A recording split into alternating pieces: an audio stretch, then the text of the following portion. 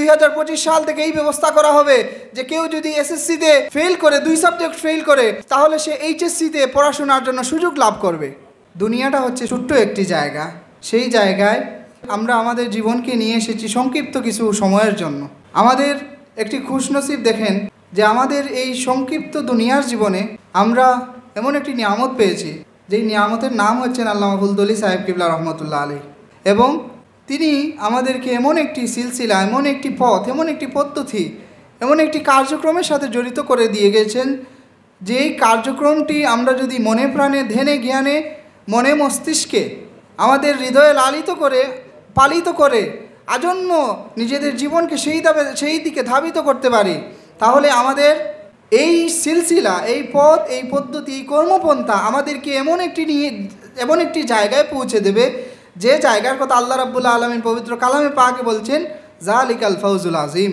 পৃথিবীর মধ্যে সর্বশ্রেষ্ঠ যে ফৌজ, যে ফল, যেটি হচ্ছে জান্নাতুল ফিরদৌস বা জান্নাতের সেই অপূর্ব মহিমাময় জিন্দেগি, আমরা সেটা লাভ করতে পারবো। পাশাপাশি এই সিলসিলার মাধ্যমে আমরা তার চেয়েও বড় যে জিনিসটি আল্লাহর সেই মকবুল অলি আমাদেরকে দিয়েছেন, আমাদের অন্তরে প্রতীত করেছেন, আমাদের অন্তরে জাগ্রত করেছেন, যেটি আমাদেরকে এই কর্মপন্থা, আমাদের এই কাজকে এগিয়ে নিয়ে যাওয়ার সুযোগ সৃষ্টি করে, সেটি হচ্ছে আল্লাহর হাবিব সাল্লাল্লাহু আলাইহি ওয়াসাল্লামের মহব্বত, আল্লাহর হাবিব সাল্লাল্লাহু আলাইহি ওয়াসাল্লামের ইশক, যেটিকে আমরা ধারণ করে লালন করে আমরা সেই কর্মপন্থা এবং পদ্ধতির মাধ্যমে আমরা নিজেদের জিন্দেগিকে পরিচালিত করে সেই জালিকাল ফাউজুল আজিম, সেই সর্বশ্রেষ্ঠ আমরা ফলটি লাভ করতে পারবো ইনশাআল্লাহ।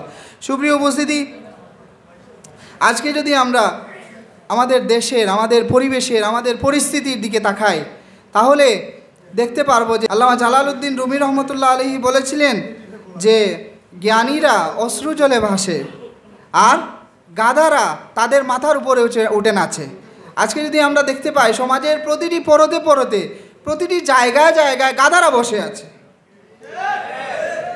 আজকে ওয়াজের মাহফিলে সেই গাধারা ওয়াজ করছে, অথচ যারা ইলমে আমলে আমাদের মধ্যে সর্বজনীয় বরণীয় ব্যক্তিত্ব যারা রয়েছেন, আজকে তাদের গুরুত্বটা কোথায়? তারা গুরুত্বহীন হয়ে পড়েছেন। আজকে আমরা দেখতে পাই যে সমাজে যারা তথাকথিত সেলিব্রিটি, সেই সেলিব্রিটিদের না আছে কোনো ওজন, না আছে কোনো সম্মান, না আছে কোনো মর্যাদা, অথচ যারা মর্যাদাশীল হয়ে এই সমাজে বসবাস করছেন আমরা তাদেরকে ঘরের এক কোণে খুঁজে বের করা অনেক সময় দুঃসাধ্য হয়ে পড়ে। এই হচ্ছে আমাদের সমাজের অবস্থা। শিক্ষা ব্যবস্থার কথা নাই বললাম, কিছুদিন আগে আমরা দেখতে পেয়েছি যে নতুন কারিকুলামের কথা বলা হয়েছে, সেখানে বলা হয়েছে যে আগামীতে নাকি 2025 সাল থেকে এই ব্যবস্থা করা হবে যে কেউ যদি এসএসসিতে ফেল করে 2 সাবজেক্ট ফেল করে তাহলে সে এইচএসসিতে পড়াশোনার জন্য সুযোগ লাভ করবে। আমাদের এই শিক্ষা ব্যবস্থাকে ক্রমে ক্রমে ধ্বংসের দিকে ধাবমান করার জন্য সমস্ত রকম প্রচেষ্টা, সমস্ত রকম প্রসেস, জানি না কারা করছে, কিন্তু সমস্ত রকম প্রচেষ্টা আমাদের মধ্যে অব্যাহত রয়েছে। আর ইসলামকে ধ্বংস করার জন্য নাস্তিক মুরতাদদের, আমরা বলি না সব সময় যে ইসলাম নাস্তিকরা নষ্ট করছে, আসলে আমাদের লোকেরাই আমাদের ইসলামকে ধ্বংস করার জন্য নিজেদের জান মাল বিলিয়ে দিচ্ছে। আপনারা সেটা মনে করেন কি না? সেটাই আসলে ঘটছে, আপনারা মনে করেন আর না করেন, এটাই কিন্তু বাস্তবতা। তো এই যে পরিস্থিতি, এই যে পরিবেশ, এই যে সমাজ বাস্তবতা, এই বাস্তবতার নিরিখে যদি আমরা তাকাই তাহলে দেখতে পারবো আমরা এখনও মায়ের কুলে বসে আছি। তালামিদ ইসলামিয়ার সেই সংগঠনের মাধ্যমে আমরা আমাদের নিজেদের জীবনকে পরিচালিত করার মধ্যে আমরা এখনও মায়ের কুলেই বসে আছি। আমাদের মধ্যে এখনও বাতিল মতবাদ বিস্তার লাভ করতে পারছে না। আমাদের পরিবারে এখনও আদবের রয়েছে। বলা হয়ে থাকে এই প্রজন্ম নাকি, এই দশক নাকি, এটা হচ্ছে নাকি সেঞ্চুরি অফ টেকনোলজি। আমি বলি এটা হচ্ছে এই শতাব্দীটা হচ্ছে সেঞ্চুরি অফ বেয়াদবি। কারণ আমরা দেখতে পাই টেকনোলজি বাড়ছে, আদব কমছে। আমরা দেখতে পাই আমাদের মধ্যে মায়া মহব্বত কমছে, কিন্তু টেকনোলজি ঠিকই বাড়ছে।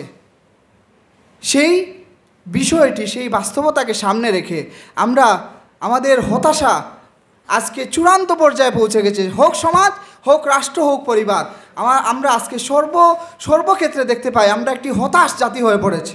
কিন্তু তালামিদ ইসলামিয়ার একজন কর্মী হিসেবে আমি একটি বিশ্বাস রাখি যে ইমাম শাফি রহমতুল্লাহ আলাইহি বলেছিলেন, ইয়া সাহিবাল হাম্মি ইন্নাল হাম্মা মুনফারিজুন আবশির বিখাইরিন ফাইনাল ফারজা আল্লাহ, যে হে হতাশাগ্রস্ত প্রতীক, হতাশ হবার কোনো দরকার নেই, কারণ আমরা হচ্ছে সেই জাতি যাদের একমাত্র উত্তম আশ্রয় হচ্ছেন আল্লাহ তাআলা।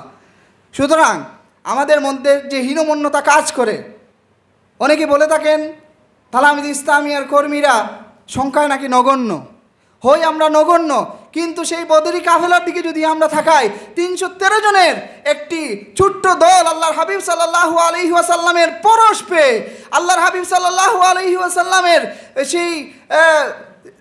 সেই জীবনকে পেয়ে তারা এমন আদর্শে বলিয়ান হয়েছিলেন, 1000 কেন 1,00,000 কাফির যদি তাদের সামনে আসতো, আমার বিশ্বাস আল্লাহ রাব্বুল আলমিনের দয়ায়, আল্লাহ রাব্বুল আলমিনের রহমতে সেই 313 জন সাহাবীদের দল 1,00,000 কাফিরকে নিশ্চিহ্ন করে দেওয়ার মতো ক্ষমতা রাখতেন। সুতরাং আমাদের হীনমন্যতার কোনো প্রয়োজন নেই, আমাদের পিছিয়ে যাওয়ার কোনো দরকার নেই, আমাদের চোখ থাকতে হবে সামনের দিকে, আমরা পেছনে তাকানোর কোনো দরকার নেই। কে কি করছে, কে কি করছে না, কে কি আমাদের বলল, কে কি আমাদের বলল না, কে আমাদের খবর রাখছে, কে আমাদের খবর রাখছে না, সেই বিষয়টি আমাদের খোঁজার দরকার নেই। বরং আমরা যে পথ পেয়েছি সেই পথকে যদি আমরা সঠিকভাবে কাজে লাগাতে পারি, তাহলে আমাদের জীবন সুন্দর হবে, আমাদের সমাজ সুন্দর হবে, আমাদের সংগঠন সুন্দর হবে। সংগঠন আমরা বলি যে মিছিল মিটিংয়ের মাধ্যমে সংগঠন সুন্দর হয় না, সংগঠন সুন্দর হবে আপনার মাধ্যমে। আপনি যখন সুন্দর হবেন, আমি যখন সুন্দর হব, তখন দেখা যাবে যখন আমরা আদর্শিক জীবন পরিচালিত করতে পারবো, তখনই আসলে আমাদের মাধ্যমে সংগঠনের পরিচয় ফুটে উঠতে পারবে। আমি সবাইকে মুবারকবাদ জানিয়ে, আজকে যারা কষ্ট করে আয়োজন করেছেন সবাইকে মুবারকবাদ জানিয়ে আমার কথা শেষ করছি। ওয়া আখিরু দাওয়ানা আলহামদুলিল্লাহি রাব্বিল আলামিন। আসসালামু আলাইকুম।